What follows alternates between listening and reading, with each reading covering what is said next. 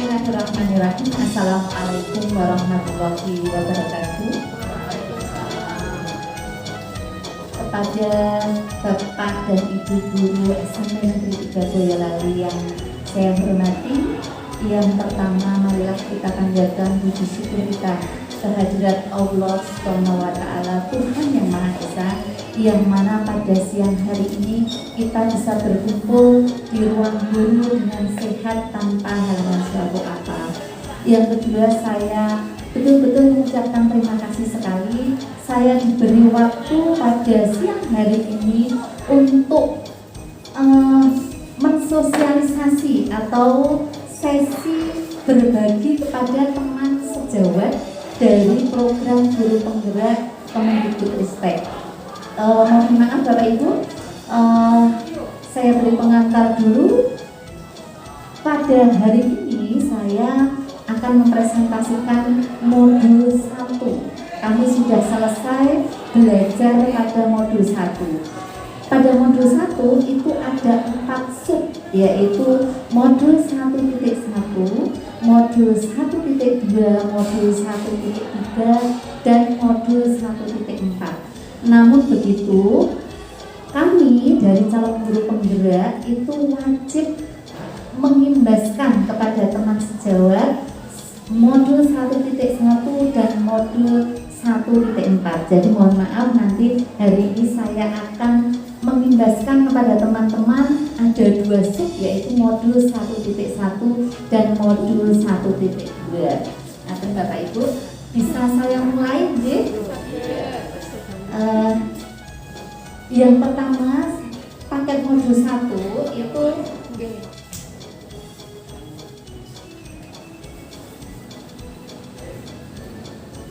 refleksi filosofis pendidikan Ki Hajar Dewantara. Jadi Bapak Ibu, untuk program guru penggerak ini itu semuanya satu induk dari pemikiran filosofis Ki Hajar Dewantara.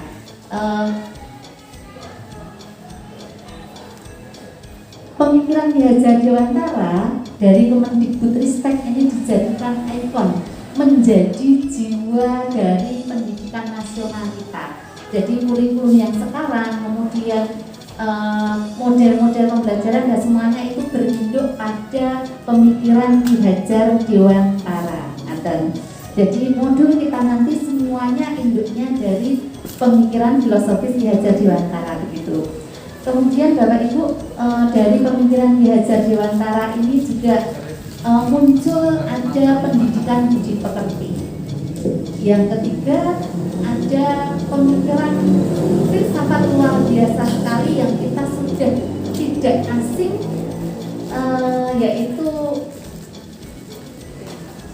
Ing Ngarso Sungtulodo, Ing Mario Mangunkarso, dan Tutwuri Handayani.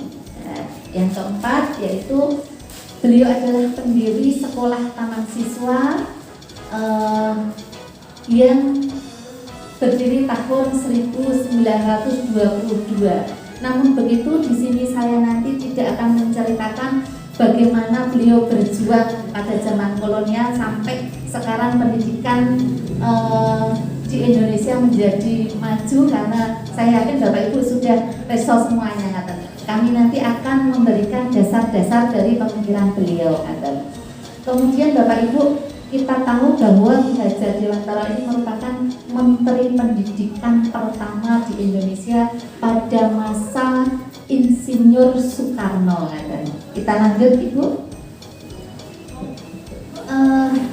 Menurut Ki Hajar Dewantara, tujuan pendidikan yaitu menuntun. Ini saya garis bawahi, saya beri tebal katanya karena ini menjadi dasar beliau, yaitu menuntun segala kodrat yang ada pada anak-anak agar mereka dapat mencapai keselamatan dan kebahagiaan yang setinggi-tingginya, baik sebagai manusia maupun sebagai anggota masyarakat.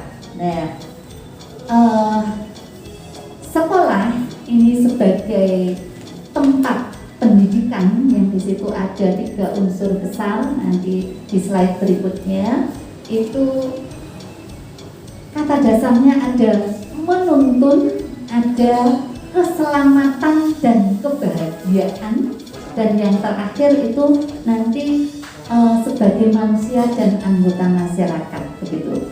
Kemudian Bapak Ibu, kita sebagai pendidik ini dalam proses menuntun itu ada dasar dari beliau, yaitu anak diberi kebebasan. Nah, kebebasan maksudnya apa?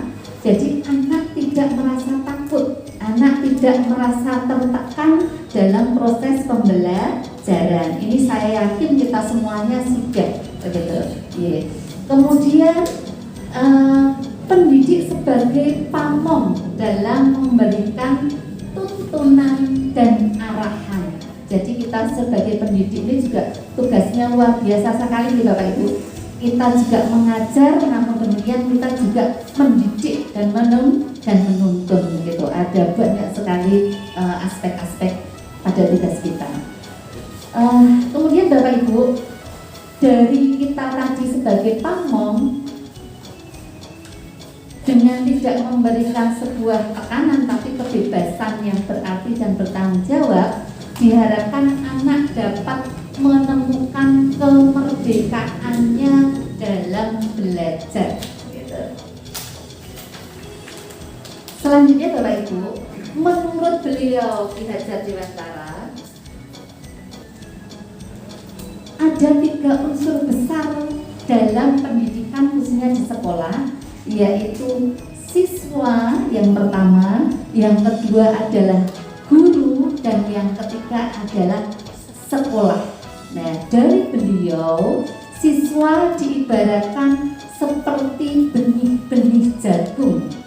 Kemudian guru itu diibaratkan sebagai petani, dan yang terakhir sekolah itu diibaratkan seperti ladang begitu.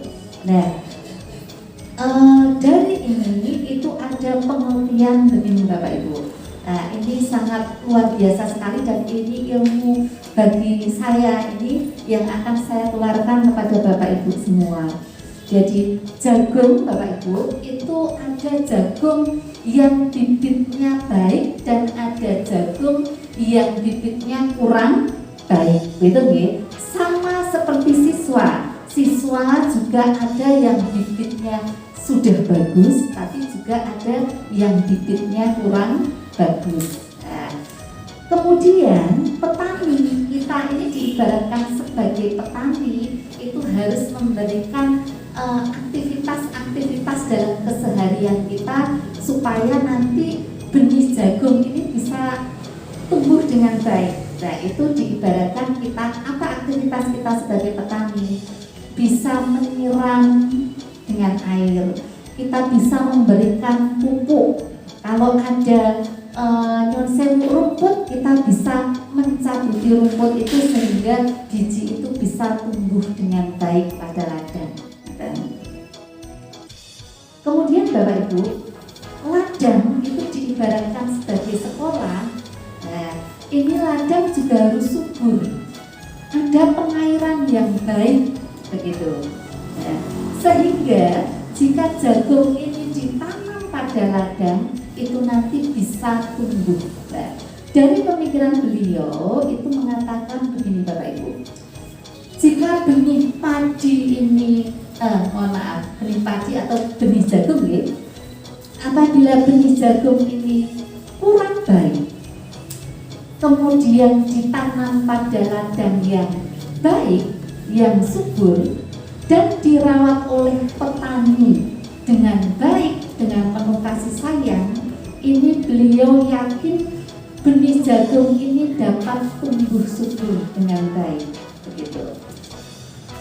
Tetapi jika benih jagung ini bagus, kemudian ditanam pada ladang yang gersang, tidak gembur, tidak ada air, dan mungkin petaninya kurang bisa memberikan perawatan, itu bisa terjadi benih jagung ini tidak akan tumbuh dengan baik. Nah, menurut Ki Hajar Dewantara. Jadi 3 unsur ini merupakan satu kekuatan pada kita di dunia pendidikan, khususnya di sekolah kita, Bapak Ibu. Jadi unsur murid juga sangat luar biasa, unsur guru apalagi, dan juga bagaimana kondisi sekolah ini sehingga anak menjadi nyaman berada di sekolah. Bapak Ibu, pendidikan menurut beliau adalah tempat persemaian benih-benih kebudayaan. Jadi di sekolah ini tempat bagaimana benih-benih ini dikelola dengan baik sehingga benih ini dapat berkembang dan nantinya di kemudian hari apa yang sudah dikembangkan di ladang ini menjadi menjadi kekuatan beliau untuk mandiri di kehidupan mereka, begitu Bapak Ibu. Kemudian dari beliau, semua siswa itu memiliki keunikan sendiri-sendiri, begitu ya Bapak Ibu. Jadi dari keunikan mereka itu bagaimana kita mengembangkan keunikan yang ada pada mereka. Kemudian Bapak Ibu, dari keunikan-keunikan ini bisa diibaratkan seperti berputarnya bumi, matahari, kemudian planet-planet berputar pada rotasinya.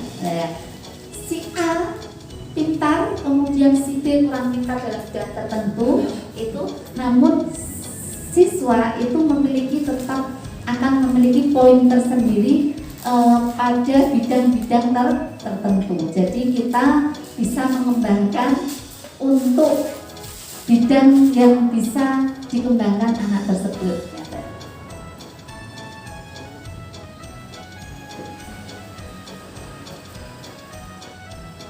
Kemudian Bapak Ibu, dari beliau Bapak Ki Hajar Dewantara, pendidikan anak itu sejatinya menuntut anak mencapai kekuatan kodratnya sesuai dengan alam dan zaman. Nah, apa itu maksudnya, maknanya kodrat zaman dan kodrat alam? Kodrat zaman itu menekankan pada kemampuan anak pada saat ini. Jadi kemampuan saat sekarang itu kita menyesuaikan dengan zaman. Kalau pada 10 tahun yang lalu dan pada saat sekarang itu bisa kita berbeda, poinnya. Jadi pada saat sekarang itu kita bisa menekankan pada kemampuan anak untuk memiliki keterampilan abad 1 yang itu dipersiapkan pada masa beliau anak-anak nanti pada masa dewasanya, begitu. Kemudian Bapak Ibu, nyun sewu, pada materi modul 1.1 ini kita penuh banyak filsafat kelas tinggi, jadi kita betul-betul perlu memahami ini dengan baik saat itu. Kemudian kodrat alam itu adalah konteks lokal sosial budaya murid di Indonesia bagian barat itu tentu berbeda dengan bagian tengah atau bagian timur. Jadi pendidikan setiap daerah itu mungkin bisa berbeda hasilnya. Nah itu karena adanya kodrat alam. Kemudian sosial budayanya juga berbeda, sehingga dikembangkan setiap daerah itu pun juga berbeda. Kemudian Bapak Ibu, menurut Ki Hajar Dewantara, pengaruh dari luar kita itu harus tetap disaring dengan tetap mengutamakan kearifan lokal sosial budaya. Jadi pada modul 1.1 ini bagaimana pola pikir beliau itu nyesewu bahwa kebudayaan Indonesia ini yang kita olah sebelum kita menyaring kebudayaan dari luar negeri. Nah Bapak Ibu, pemikiran beliau yang sudah berpuluh tahun ini itu dari Kemendikbudristek, dari ahli-ahli itu, bahwa pemikiran beliau itu masih bisa dan masih sangat strategis digunakan pada saat sekarang. Nah, oleh karena itu pada pendidikan guru penggerak ini itu juga pendidikan kita saat ini itu dikembalikan pada pemikiran filsafat beliau Bapak Ki Hajar Dewantara begitu. Bapak Ibu, untuk modul 1.1 sudah cukup. Jadi intinya hanya tadi yaitu pendidikan dan bagaimana kita tiga unsur besar ini tadi saling berpengaruh, saling mendukung sehingga sekolah itu memiliki ciri khusus, memiliki sistem yang bagus sehingga tiga-tiganya bisa berkembang dengan baik. Terima kasih Bapak Ibu. Saya akan melanjutkan untuk modul 1.4. Bapak Ibu, untuk modul 1.4 itu ada banyak sub dan ini karena waktunya nanti mungkin saya putus-putus, tapi walaupun saya putus tapi tetap semuanya nanti akan berkesinambungan gitu. Oh iya Bapak Ibu, kemarin pada modul 1.1 kami dari calon guru penggerak itu ada penugasan dan penugasan itu ada hubungannya dengan lebih besar pada pembiasaan. Nah kemudian tugas itu saya beri sesuai dengan aplikasi yang sudah kita laksanakan di SMP Negeri 3 Boyolali, yaitu untuk program pendidikan karakter yang sudah bertahun-tahun, berpuluh-puluh tahun bahkan ya, itu sudah kita laksanakan. Karena kemarin itu masa pandemi dan kemudian kita perlu ada bukti fisik dokumentasi, itu yang lebih saya titik beratkan itu adalah pembiasaan tegur, senyum, salam sapa, sopan santun yang ada di depan setiap pagi hari. Baru itu, karena nanti ketika buang sampah dan sebagainya, karena anak-anak belum membawa makanan saat itu berarti kan sampah belum begitu banyak. Jadi fokus tugas yang kemarin di modul 1.1 adalah senyum, salam sapa, sopan santun. Bapak Ibu, kita melanjutkan pada modul 1.4 yaitu budaya positif begitu. Dalam dunia pendidikan saat ini itu ada perubahan paradigma Bapak Ibu, yaitu perubahan itu apa? Yaitu untuk membangun budaya yang positif, sekolah perlu menyediakan lingkungan yang positif pula. Kemudian aman dan nyaman agar murid-murid mampu berpikir, bertindak dan mencipta dengan merdeka, mandiri dan bertanggung jawab. Bapak Ibu, nanti pada modul 1.4 itu kita akan belajar bagaimana kita memahami diri kita dan memahami orang lain, khususnya adalah siswa. Bagaimana siswa berperilaku, apa yang melatar belakangi perilaku itu, kok siswa sampai melakukan aktivitas seperti itu. Nanti kita belajar bersama pada modul ini Bapak Ibu. Bapak Ibu, pada modul 4 ini ada kita dihadapkan dua sub yang itu nanti kita bisa memilih yang mana Bapak Ibu. Dua sub itu adalah stimulus respon lawan teori kontrol, pandangan tentang dunia. Jadi ini ada dua teori yang nanti kita bisa memakai yang mana. Dari stimulus respon nanti kita bandingkan dengan teori kontrol. Dari stimulus respon itu adalah realitas atau kebutuhan kita sama. Jadi diglobalkan bahwa semua kebutuhan orang itu sama.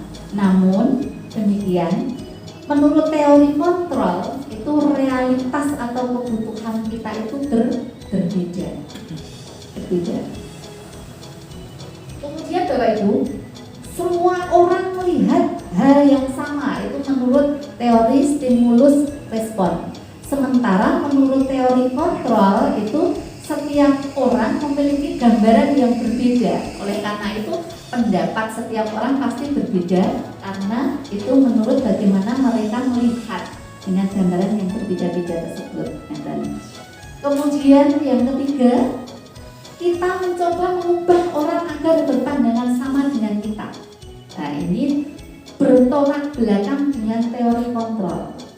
Tidak bisa, gitu ya, tidak bisa kita mengubah pandangan orang, karena orang mempunyai pandangan yang berbeda. Jadi kita hanya bisa berusaha memahami pandangan orang lain tentang dunia. Jadi intinya nanti kita itu tidak bisa mengontrol orang lain, Bapak Ibu, karena orang lain punya pandangan yang berbeda gitu.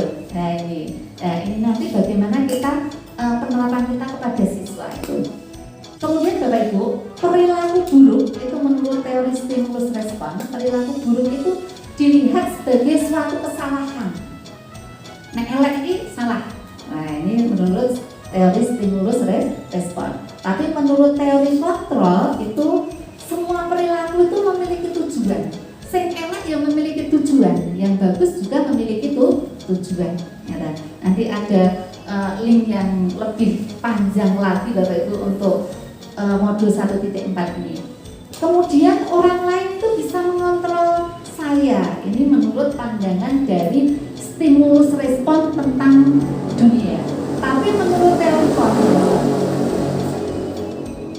hanya kita yang bisa mengontrol kita.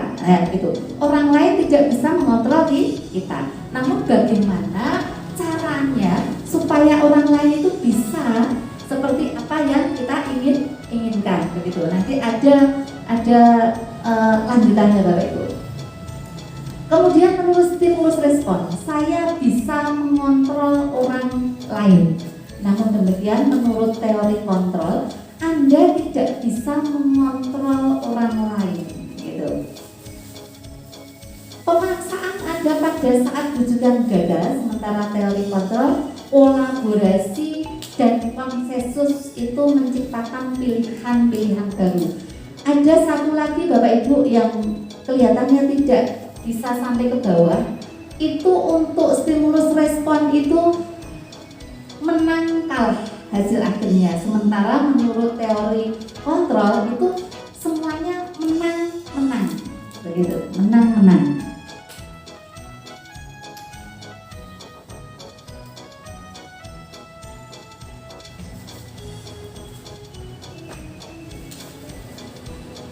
Bapak Ibu, kita ke berikutnya, yaitu konsep disiplin positif dan motivasi. Bagaimana cara membuat murid disiplin? Siapakah yang bisa mendisiplinkan murid?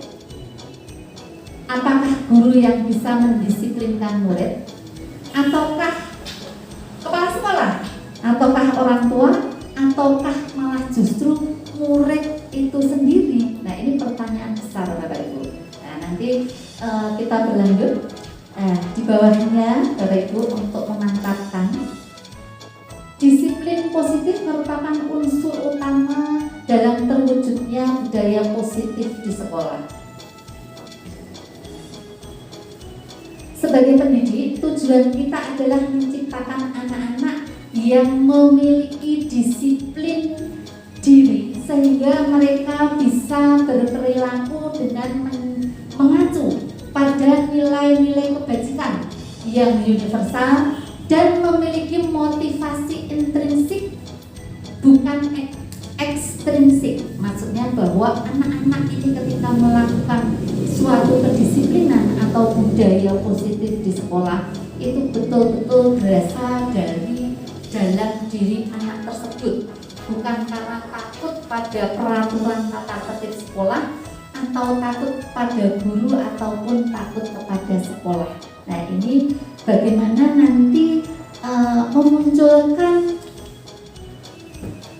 motivasi dari dalam diri anak ini nanti Bapak Ibu. Nah, ini yang bawah Bapak Ibu, ini sebagai ilmu kita saja Bapak Ibu, bahwa motivasi perilaku manusia itu ada 3. Yang pertama, untuk menghindari ketidaknyamanan atau hukuman. Jadi seseorang melakukan suatu tindakan tertentu itu karena ingin menghindari ketidaknyamanan atau hukuman. Kemudian yang kedua, ada individu-individu tertentu yang melakukan perilaku itu karena ingin mendapatkan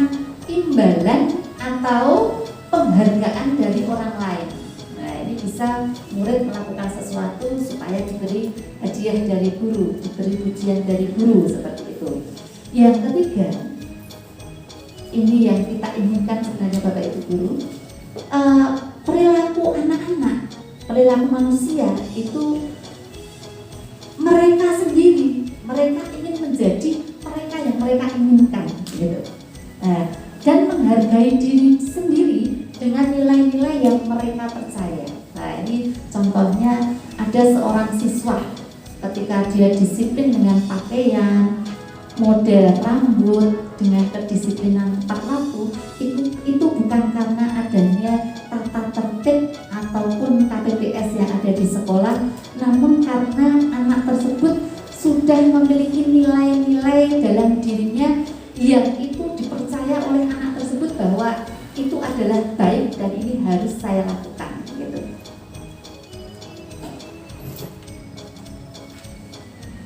Bapak Ibu, bagaimana anak bisa menemukan keyakinan dari intrinsik dari dalam diri anak tersebut?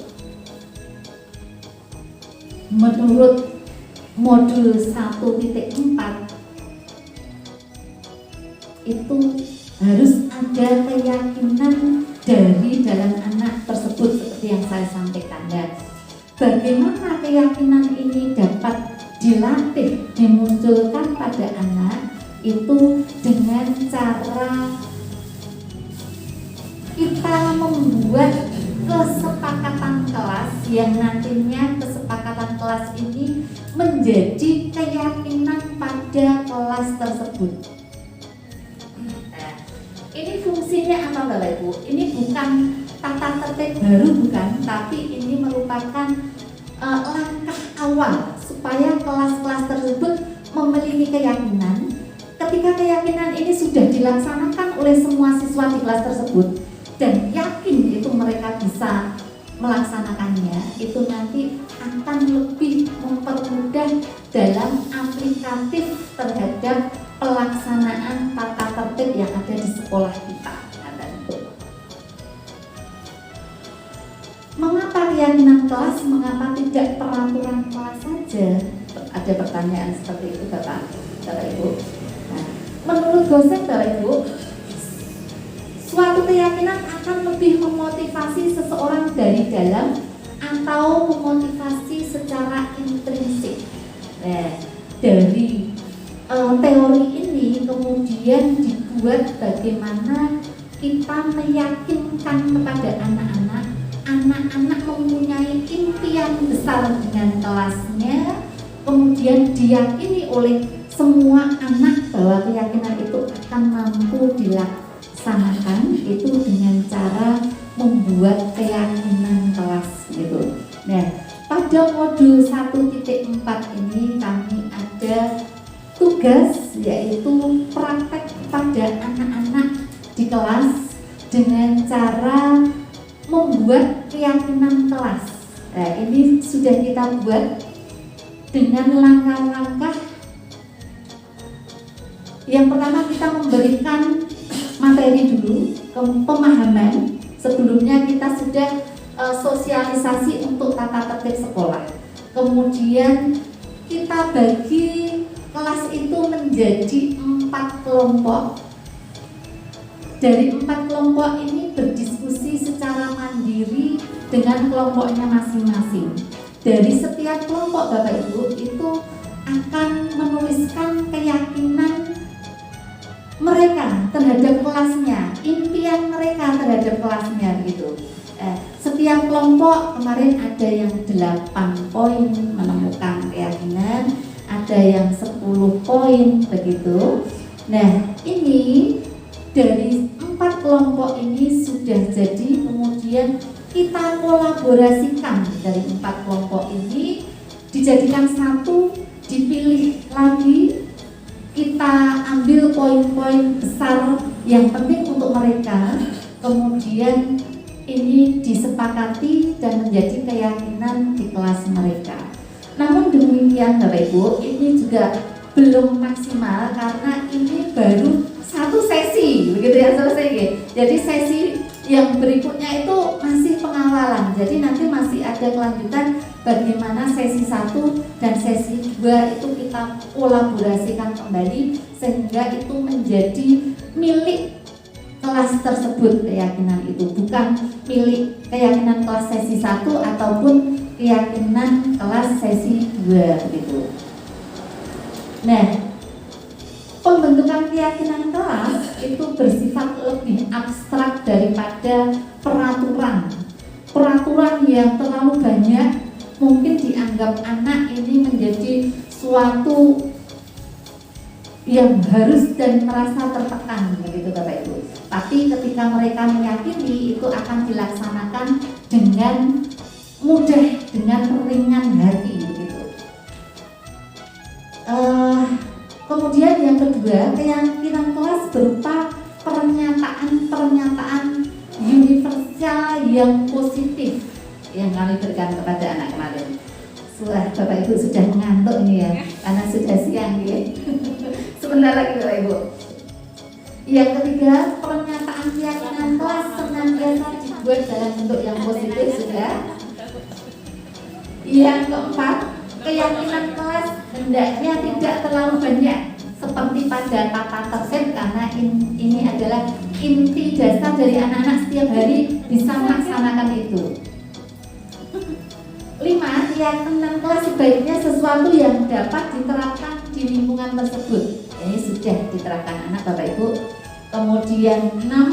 Semua warga kelas hendaknya ikut berkontribusi dalam pembuatan keyakinan kelas lewat kegiatan curah pendapat. Nah, ini sudah kita distribusikan pada diskusi kelompok dan sudah disepakati oleh semua anggota kelompok. Nah, dan yang ketujuh, bersedia meninjau kembali keyakinan kelas dari waktu ke waktu.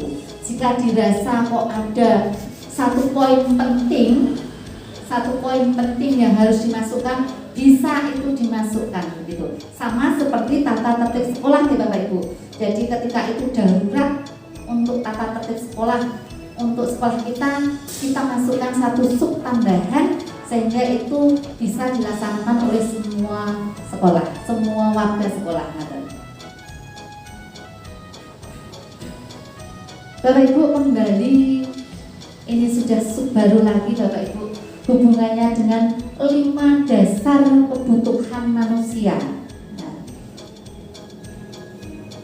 kalau saat saya sekolah dulu ada kebutuhan primer, sekunder, dan tersier. Nah, ini ada 5 kebutuhan dasar manusia, yaitu kebutuhan bertahan hidup yang pertama, yang kedua adalah kebutuhan cinta dan kasih sayang.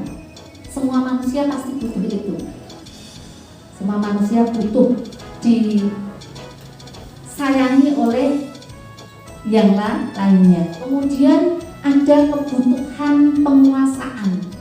Yang berikutnya adalah kebutuhan kebebasan. Manusia itu nek dikekang terus ya ora gelem. Ngoten nggih. Jadi kita juga butuh bebas begitu. Bebas tapi bertanggung jawab. Bu Tati tinggal 1 cm nggih. Kemudian ada kebutuhan kesenangan. Kita orang hidup itu butuh juga perlu hati senang. Nah, ini nanti dihubungkan dengan perilaku siswa di awal tadi Bapak Ibu. Ya. Bahwa setiap perilaku siswa atau perilaku manusia itu pasti ada hubungannya dengan kebutuhan mereka. Jadi ketika anak itu melanggar atau melakukan sesuatu pelanggaran sekolah, nah, itu berarti anak tersebut ada satu kebutuhan dasar yang belum terpenuhi begitu.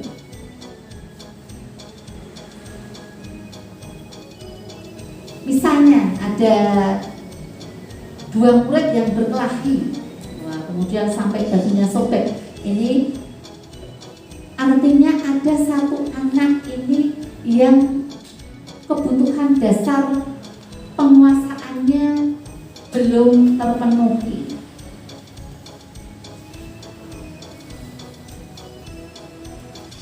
Nah, ini hubungannya dengan 5 kebutuhan dimunculkan oleh kita Bapak Ibu. Saya baca nggih, semua yang kita lakukan itu adalah usaha terbaik kita untuk mendapatkan apa yang kita inginkan.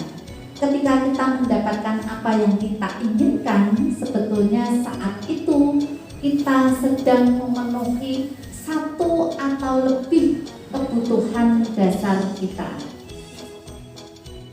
Kemudian ketika seorang murid melakukan suatu perbuatan yang bertentangan dengan nilai-nilai kebajikan atau melanggar peraturan, hal itu sebenarnya dikarenakan mereka gagal memenuhi kebutuhan dasar mereka.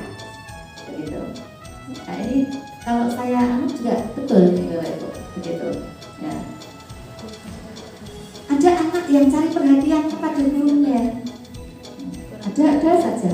Sebenarnya ini ada satu kebutuhan dasar yang belum terpenuhi. Bisa jadi ini adalah kebutuhan kasih sayang, gitu.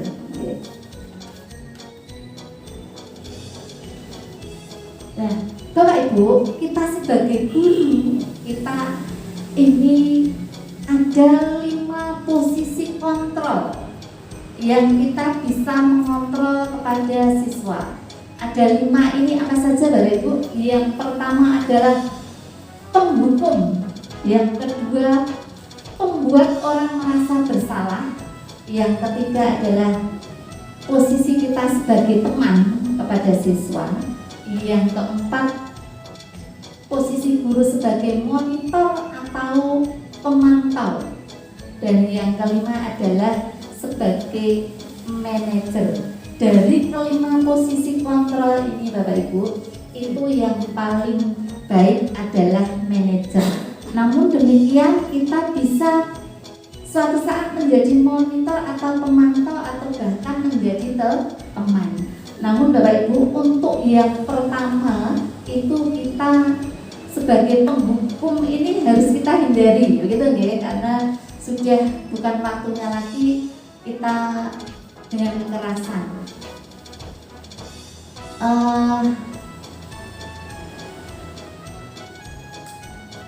Akan saya terangkan sedikit Bapak Ibu untuk penghukum.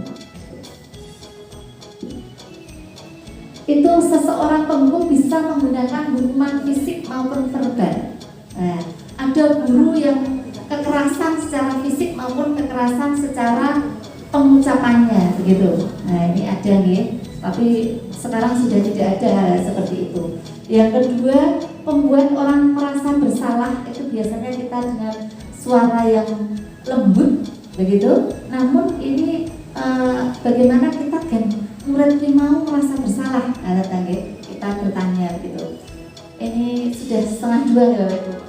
Yang ketiga, kita sebagai teman itu guru pada posisi ini tidak akan menyakiti murid, namun akan tetap berupaya mengontrol murid melalui persuasi. Memonitor berarti mengawasi, kita sebagai pengawas.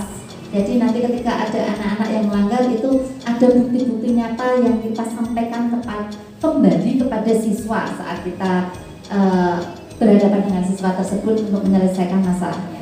Yang terakhir sebagai manajer, ini posisi terakhir, ini sebagai posisi mentor, di mana guru berbuat sesuatu bersama dengan murid, mempersilahkan murid mempertanggungjawabkan perilakunya, mendukung murid agar menemukan solusi atas permasalahan yang mereka lakukan. Nah, Bapak Ibu, dari semua tadi Bapak Ibu, ada satu poin penting, yaitu untuk menyelesaikan permasalahan yang dilakukan oleh siswa di sekolah, itu yaitu dengan cara restitusi. Ya, ini saya juga baru mendapatkannya di pendidikan guru penggerak ini. Ini adalah hal baru bagi saya. Apa restitusi itu Bapak Ibu? Restitusi adalah proses menciptakan kondisi bagi murid untuk memperbaiki kesalahan mereka sehingga mereka bisa kembali kepada kelompok mereka dengan karakter yang lebih kuat. yang melanggar itu kita kuatkan dengan berbagai solusi tadi. Nanti ya poin-poinnya ada di bawah ini ya Bapak Ibu. Nah ini sehingga anak tersebut ketika melakukan kesalahan kemudian sudah selesai dan kita lakukan restitusi, itu mereka akan kembali kepada teman-temannya dengan rasa yang lebih baik lagi begitu.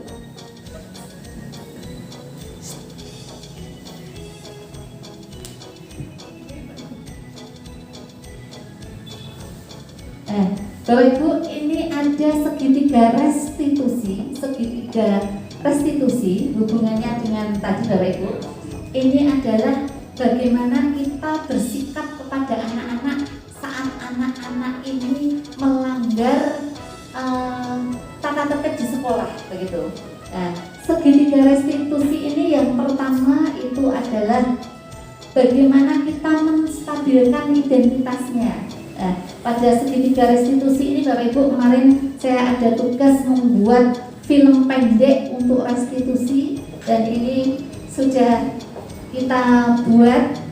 Namun untuk modul 1.4 ini betul-betul panjang sekali kemarin halamannya. Ya, serta namanya juga manusia, kita masih banyak kekurangan. Kadang ketika kita marah, kita tidak bisa mengendalikan emosi marah kita. Nah, sekarang ya Sinta, apa rencana kamu untuk memperbaiki kondisi ini? Ya Bu, tadi saya mendorong Jauza dan langsung marah-marah. Nanti saya mau minta maaf sama Jauza. Oke, baiklah kalau begitu. Jauza, bagaimana menurut kamu? Apakah kamu setuju? Ya, Oke, baiklah. Baiklah kalau begitu. Silahkan kalian saling meminta maaf dulu. Yuk, silahkan. maaf Jauza, tadi aku langsung jawab marah-marah gitu. Enggak apa-apa, lain kali jangan dipatah ya. Ya,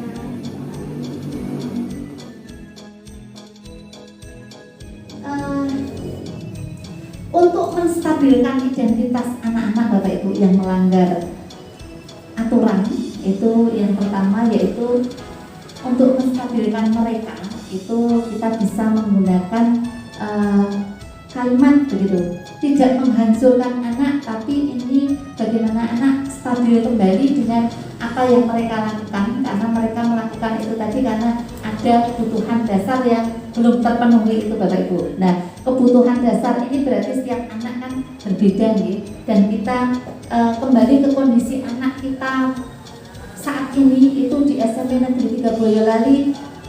Kalau kita menilik lebih dalam lagi kepada mereka sebenarnya mereka ini memiliki permasalahan pribadi atau keluarga yang cukup pelik begitu. Nah, jadi ini kita bisa bagaimana kita masuk, kita berempati kepada anak supaya anak bisa bangkit kembali untuk masuk pada kelompoknya kembali dan bisa eksis menemukan jati dirinya di sini gitu.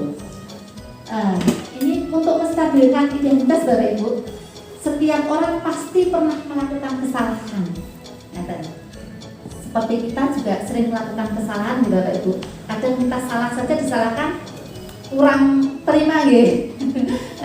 Iya itu. Nah ini bagaimana kita bisa memperlakukan anak untuk tidak kita rendahkan, tapi kita memberikan kalimat yang positif kepada anak gitu.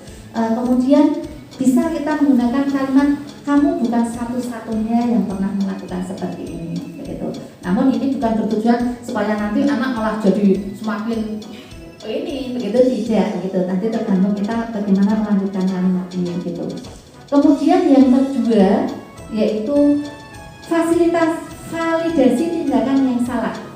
Nah ini kita bisa mencari solusi bersama dan ini kita harapkan dari siswa tersebut begitu Bapak Ibu. Adakah cara yang lebih efektif untuk mendapatkan apa yang kamu butuhkan? Nah ini nanti anak pasti menyari-nyari kemudian menemukan jawaban-jawaban yang itu nanti bisa dijadikan anak untuk melakukan perubahan ke masa berikutnya gitu. Kamu tentu punya alasan mengapa melakukan itu. Nah ini kita kita bisa menanyakan kepada anak alasannya apa, begitu, kok bisa melakukan sampai seperti itu, misalnya menganiaya temannya, misalnya apa ini yang latar belakangnya itu, gitu. Kemudian yang ketiga Bapak Ibu, keyakinan kelas apa yang telah kita sepakati. Kalau ini tadi keyakinan kelas yang sudah dibuat, nanti kita bisa menanyakan kepada mereka poin apa yang sudah dilanggar terhadap keyakinan yang sudah mereka buat sendiri, gitu. Bapak Ibu, pada menanyakan keyakinan kita bisa, kamu ingin menjadi orang yang seperti apa janjinya. Nah, misalnya itu kita bisa menanyakan begitu. Bapak Ibu, mungkin ini untuk modul 1.4 itu begitu banyak sekali yang kita pelajari, dan ini juga pertama kali untuk saya. Jadi untuk modul 1.4 ini betul-betul saat kita setelah belajar itu kita harus betul-betul mengulang kembali dan memahami kembali, ya kan. Ini nyuwun sewu, mungkin Bapak Ibu penjelasan saya mungkin belum maksimal, begitu. Mohon maaf yang sebesar-besarnya. Monggo nanti untuk teman-teman yang muda-muda, nanti kalau ada pendaftaran kembali untuk calon guru penggerak, silahkan nanti untuk bisa mendaftar, begitu. Mohon maaf Bapak Ibu atas segala kekurangan dari saya pribadi. Terima kasih saya ucapkan atas waktu pendengar bersedia di sini. Semoga ini bermanfaat untuk kita semua. Saya akhiri. Wassalamualaikum warahmatullahi wabarakatuh.